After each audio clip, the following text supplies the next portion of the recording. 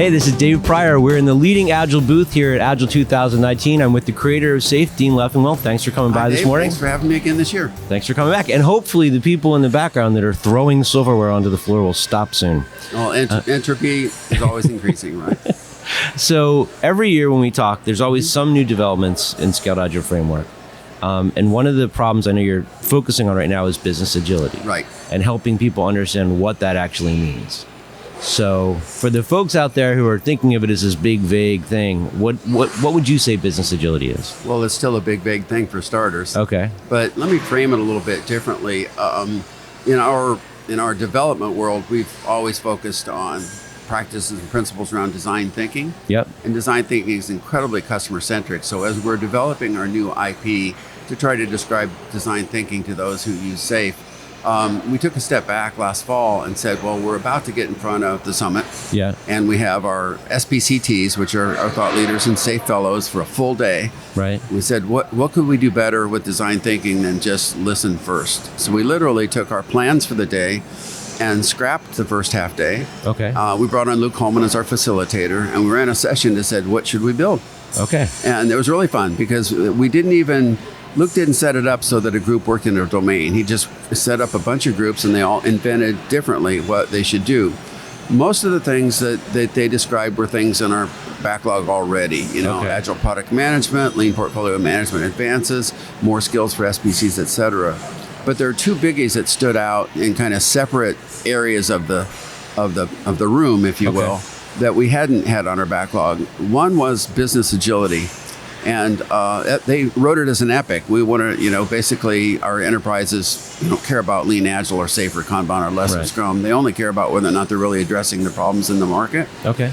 So that was ranked high by them. And then also we did a voice of the customer session and a partner day. And we brought our 10 top epics in and had them rank them all. Business agility was pretty near the top. So then I went aside and talked to various partners and various SPCTs who had voted that and said, this is really important. And I asked, I don't remember exactly, 5 or 8 of them what it was. We got completely 15 different answers. Yeah. Okay. So I think we're going to have about as much luck with business agility as we have with Agile, right? Okay. Whatever's Agile is what people think what Agile is what they're doing. Yeah. And other people are by definition not Agile. Right. However, having said that, there are certain tenets of business agility that are pretty clear. Okay. And those we've started to evolve and reflect. Certainly, the ability to build innovative digital solutions is critical. Because if you can't do that, you're kind of dead in the water, yeah. Right. You're just not going to get out of the gate with new innovations. But as we start to get a little better at that, the question becomes how they get to market, how they're received in market, how they're measured in market. And then what about all the surrounds of innovation and solution development? What about purchasing and supply chain and HR and the leadership culture and people cultures and the ability for people in an operational value stream, the people that do the work with the systems we build, to go faster and to harmonize that. So we started defining business agility in our terms, admittedly, because that's what we have to do. We have to have a frame of reference. And we said it's really significant technical agility at scale plus. And the plus evolved in a couple of areas. Number one was organizational agility, which is that, so the development team is maybe decent. Right. Let's give them credit for getting solutions out the door and some good innovations. But what's going on in the other parts of the business? How is marketing operated? Is marketing doing big bang product launches for products that are being delivered incrementally? Are their programs monstrously large and they're committed because we bought AdWords for a year, and you get 2 months down the road and the AdWords aren't paying off and you still have to do it? So you see a lot of kind of large scale planning and fixed early requirements and big investments, big design up front in all these other areas, everything from implementing GDPR, marketing, et cetera. So organizational agility, we've started to think of in a couple of different aspects. One is about the people. People do all the work, and as you know, we have a strong lean background, and lean is about the way people work. It's as simple as that. So, bringing lean thinking and agility to people and teams outside of development is a key aspect of that. A second element of that is what they do Okay. And operationally, if you think about lean in perspective, it didn't start in development. It started in manufacturing and operations. So if you think about the notion of the value stream, which you've incorporated in SAFe, time to market for, concept to dollar. Well, that's not just, getting the bytes onto a server or, software into these headphones. It's getting the dollars collected.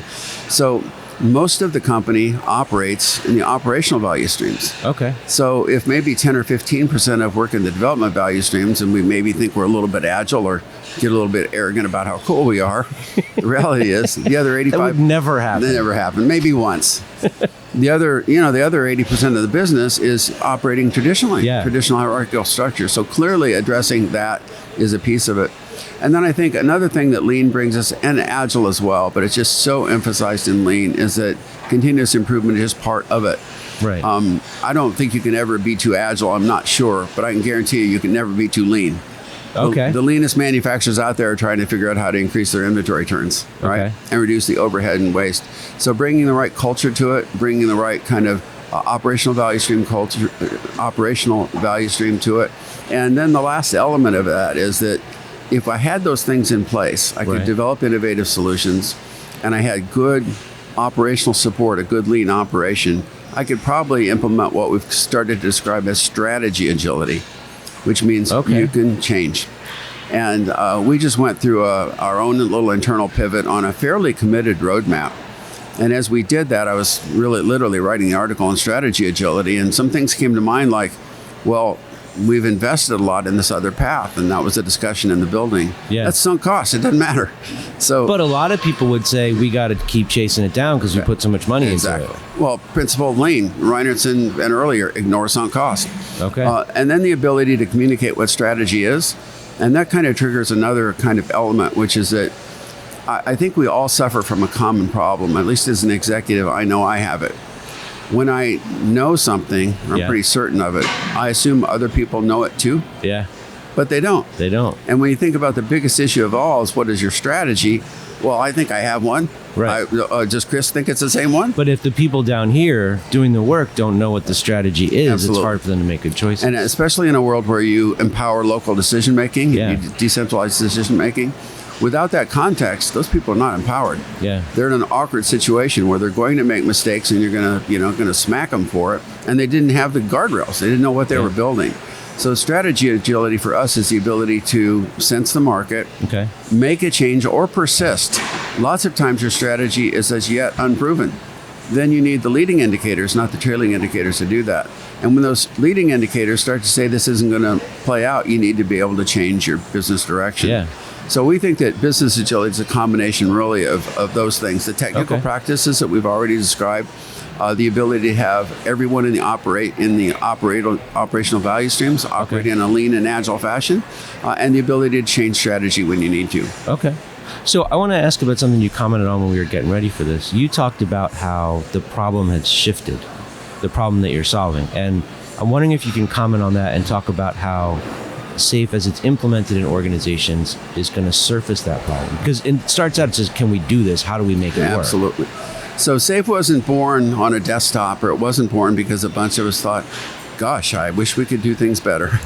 It was born in the firefight. It was born in the context of independent software vendors, manufacturers, and others who simply couldn't get their software solutions to market. And they were in an existential crisis. We cannot get our stuff out. They knew pretty well what those things should be, but they were bogged down with excess work in process.